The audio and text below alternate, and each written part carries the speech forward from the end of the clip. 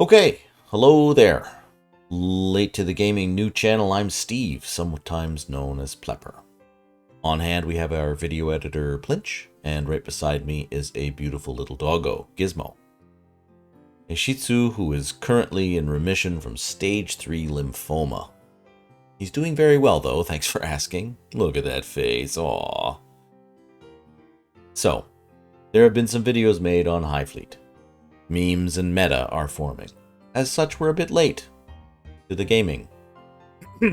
This game is quite something, and I'm hooked. But we're going to save the review and playthrough type stuff for now. Focus on sort of single topics or tutorials or something. Let's get started. The Shipwork system is what I call by programmers for programmers. The user-facing systems have variations of depth of information displayed from category to category. For example, guns have significant amounts of information in the browser, but sensors are less. Using the Shipwork system assumes inherent long-term, almost professional familiarity with the editor, and there's little explanation of the mechanics. You're flying blind. The escape key will exit the editor. It's pretty funny in the end, and they don't even display the same things in all places, especially durability. And there are several other elements and points of complaint. But we're all adults here, and there are certainly worse interfaces out there. I will say that since this game often descends into hours and hours of wonderful theory crafting of ships and efficiency and balance experimentations, it would be nice if they'd do some work improving the editor. We'll go over most of this passively in time. Several tutorial videos are planned already.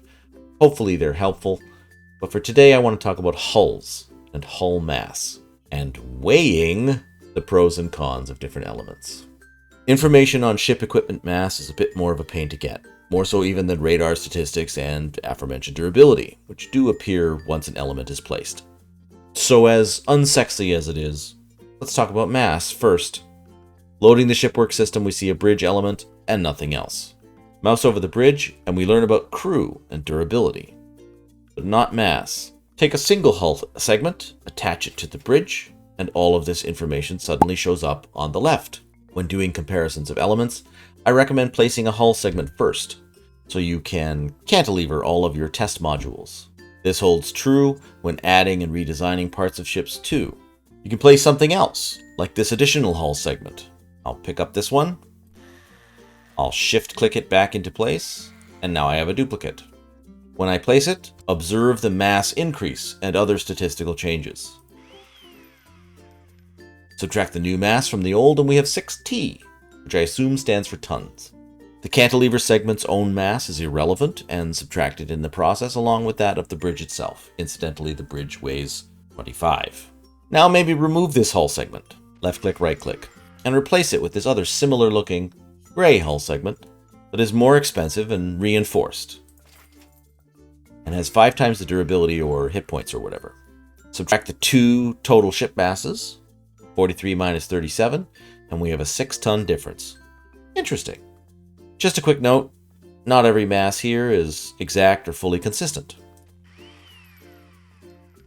These 2x2, what I sort of internally think of as full square hull segments, are 26 tons, 31 to 57. Or are they? 26, 26, 26, oops, 25. There's some kind of rounding error adding up. The same happens with yellow 1x2s after about 10 of them, where one shows as 5 tons eventually instead of 6. So a ton here or there isn't really important, I just wanted to point it out, that it would be nice to know the exact numbers somewhere. An easy reference in the interface, perhaps? Maybe someone more industrious than I am can find them in some JSON or other text file somewhere in the game. At some point you get used to it though. By programmers for programmers is a design choice. Also, the observant among you might notice that 2 of these is less than half the mass of one of these. Incidentally, a cantilever system for testing is useful for placing large composite elements together while not actually making a full ship, and especially for separating them after, since the editor basically makes you delete entire portions of your ship to separate pieces of it and add things. And then you have to rebuild those elements from memory. It could have its own whole video, but I think you'll just see me do things in practice and that'll be enough. Stay tuned, subscribe and all that. Be our second subscriber, woohoo! Anyway, I don't want to go in depth on that in this video, and I was going to do a whole section discussing at length the benefits of cantilever testing, but I'm sure we'll be fine. Finally, the super exciting full discussion of hull elements and mass. As discussed before, there are different hull segments and they have individual masses and specific usefulness in design. I'm going to place them and their reinforced hull segment counterparts together and get Blinch to show the observed masses and durabilities I've found, without caring much about the unimportant aggregate rounding errors here and there that I showed a moment ago. Something interesting is happening here. Yes, there's a trend of half masses. These triangles are half the mass of their full-size 2x2 square segments. These smaller triangles are similarly half the mass of the small 1x1 square segments. These corner missing elements are the same mass as the full-size square, minus one smaller triangle. All seems okay so far. But as I showed before, 4 of these 1x1s, or 2 1x2s, have half the mass of a full 2x2. And we haven't even gotten into triangle optimizations that use even less while still providing equipment space. What's going on here? For starters, if you're just going to be putting fuel tanks and fire suppression and such, don't use the larger segments. They're only really needed for larger equipment. You can save significantly, if not truly, wait for it, massive amounts of mass by using lighter elements, of course. But let's take a deeper dive. In the game mechanics, the 2x2 full-size square hull segments and the 4x4, but we're not doing that here, have extra benefits. In particular, they can be elevated. But Z-level elevation is a topic for another video. And they have 8, or 16 for the larger size, full side tiles of connection points. Diagonal elements of any kind cannot be mounted to. So 2 missing sides on this triangle, or a corner on this corner missing segment, or whatever this aesthetic mess is trying to do, is lighter, but also doesn't connect as fully structurally, and they can't be elevated. Before moving on, just a quick aside since we're doing mass comparisons, I want to point out that some weird situations also exist for Armour. 130 tons, 64 or 65, 32 for this corner piece, 30 for this angle bit, and 18 for this one. Durability, well, it's basically the same as for reinforced hull, but it absorbs and deletes damage the way you might expect Armour to in a game. More on Armour in a little bit. These are just the masses and durabilities for reference. We'll get cute with Armour in a future video. Okay, here we are in the shipyard testing rig. I have constructed this bridge area. We have a power generator to eliminate power complaint flashing icons, even though we'll have nowhere near enough power to operate what we're going to be placing eventually. We have the crew from the bridge itself. We'll see red blinking lines in the statistics on the left for this and that, but the goal is no flashing icons distracting us where we're actually doing stuff. Similarly, we have a whack of ammunition loaders, and they'll let us place a large number of guns or whatever in testing without similar complaining flashing icons. Also, you can see some weird shadows happening here. That's Z-level elevation, and we're not talking about that here. A Z-level for Americans, but this is a game already measuring things in kilometers, so... And now we can cantilever testing sections off in any direction, and we're ready to start with a short discussion of hull piece interaction, and that will be the video. The title of this section is like Reverse Dr. Strangelove or some kind of Victorian book. Hull component variants and their use in ship design, or Why Counterpose Triangles. Having discussed hull component element masses, we saw some teasing statistics of which we might take advantage.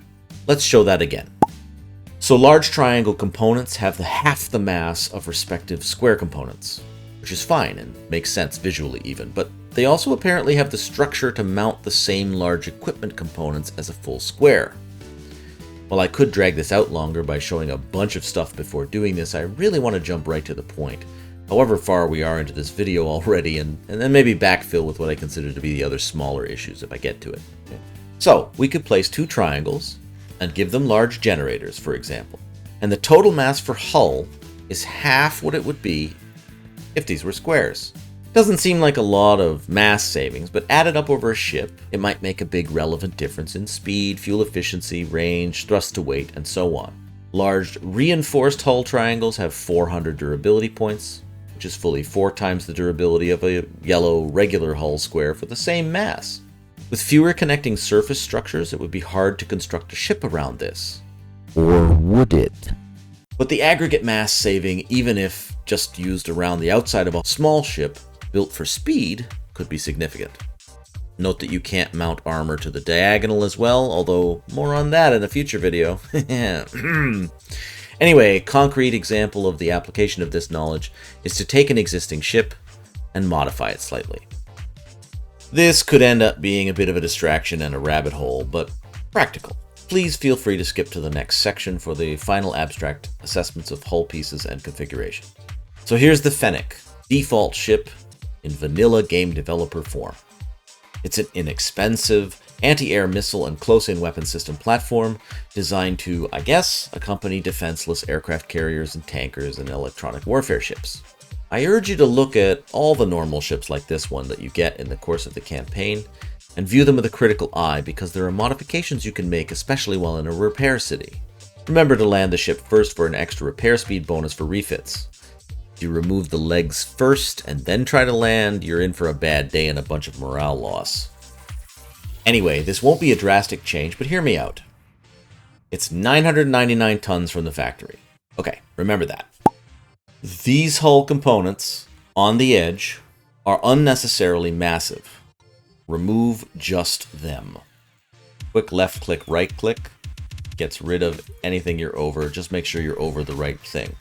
In the campaign ship editor, this will drop anything connected, such as the engines and the legs, which will have to be replaced and reconnected as well.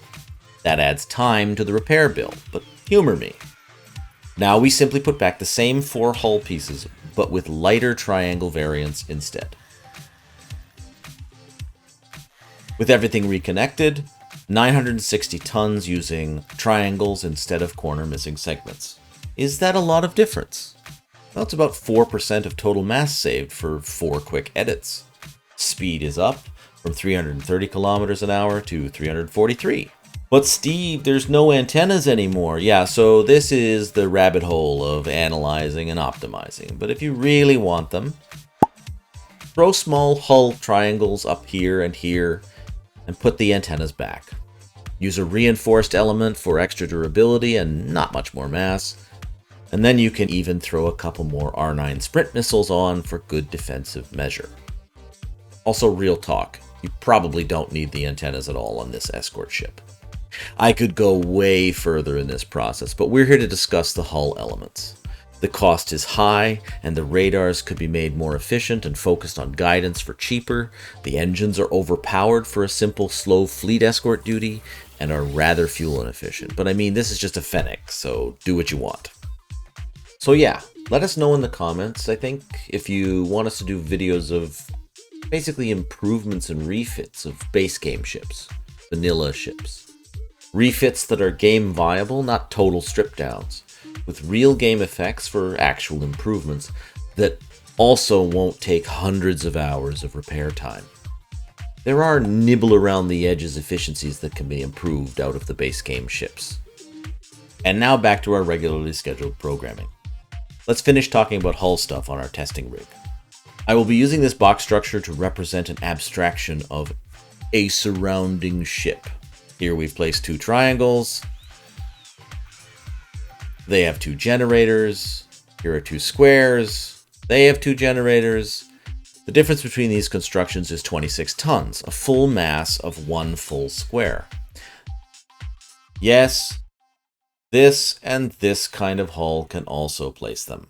Let's talk about the advantages of triangles other than mass. First, occupied space. They don't use this corner, obviously. Or this one. Can that be turned into an advantage? Yes! Place this and this triangle, place these smaller triangles, and see what we can fit. Crew quarters, generators, ammunition autoloaders, and static thrust engines exist on the level of the hull segment they're on, which is where small fuel tanks, missiles, escape pods, fire suppression systems, flares, and otherwise also mount.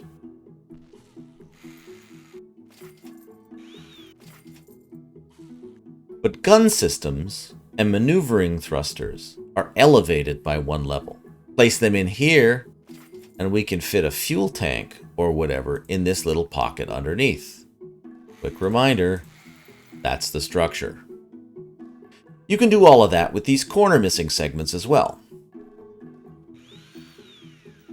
And sometimes that's to your advantage for structural reasons, since they have more connection points. You can't do them with these other weird aesthetic things that seem to have no advantages except being maybe a ton lighter than a full square.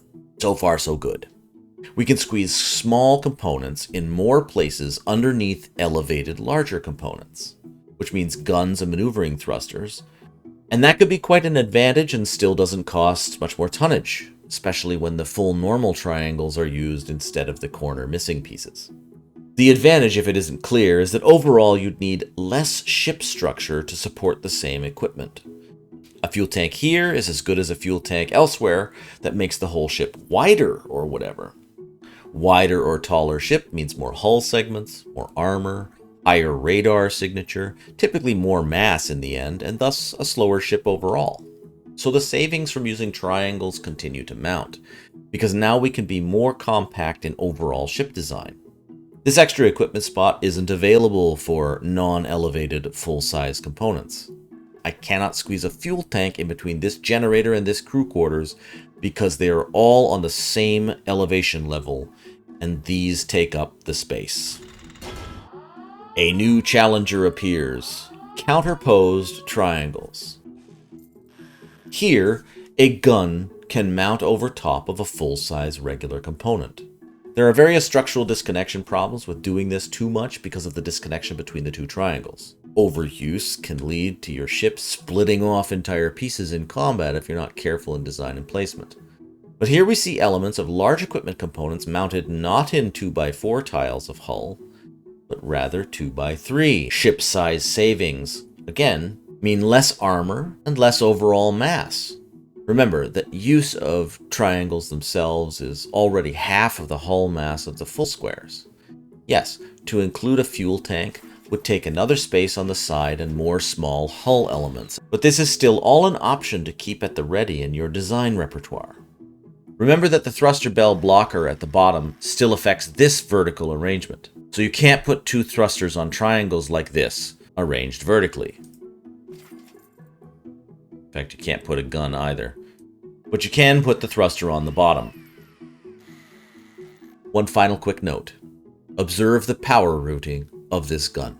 It can't jump the gap between the triangles. It has to travel all the way around through the connected surrounding ship structure abstraction. As far as I've investigated, this routing leads to a serious bug in saving the ship file if you overuse this mechanism.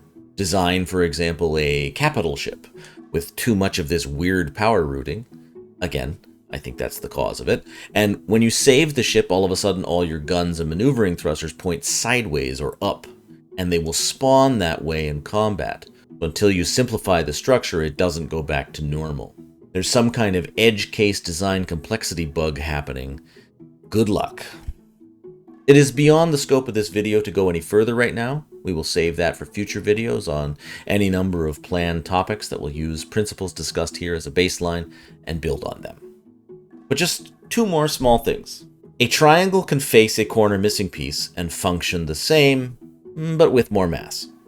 In a complex array of these 2x3 systems, the occasional one like this might add mass, but it will also add these two extra faces of connection that can reinforce a weak and splittable ship or provide more direct power routing. And finally, yes, you can put armor in between these for secondary internal protection of sensitive components, like ammunition autoloaders. Speaking of ammunition components, one serious advantage of the 2x3 counterpost triangle hull system is to bury your ammunition as compactly as possible in as protected an area of the ship as you can. More on all of this in a future video, I am sure. Our next video will be a romp into building a simple flying fuel tank baby ship for as cheap and as light as possible. The reasons for having such ships, and some silly memes. For this video, I'd like to credit random designs and sources on various videos and channels I can't remember or find easily. They sent me down the path of fully investigating the hull interaction options of triangles, which combined with my own early initiative checking deeply into hull component masses is how I got here. Plinch, Gizmo, and I, Plepper, would like to thank you for joining us for our first video on Late to the Gaming. It's pretty late at night, and I'm going to bed. Please like and subscribe and share. More soon. Thanks for watching.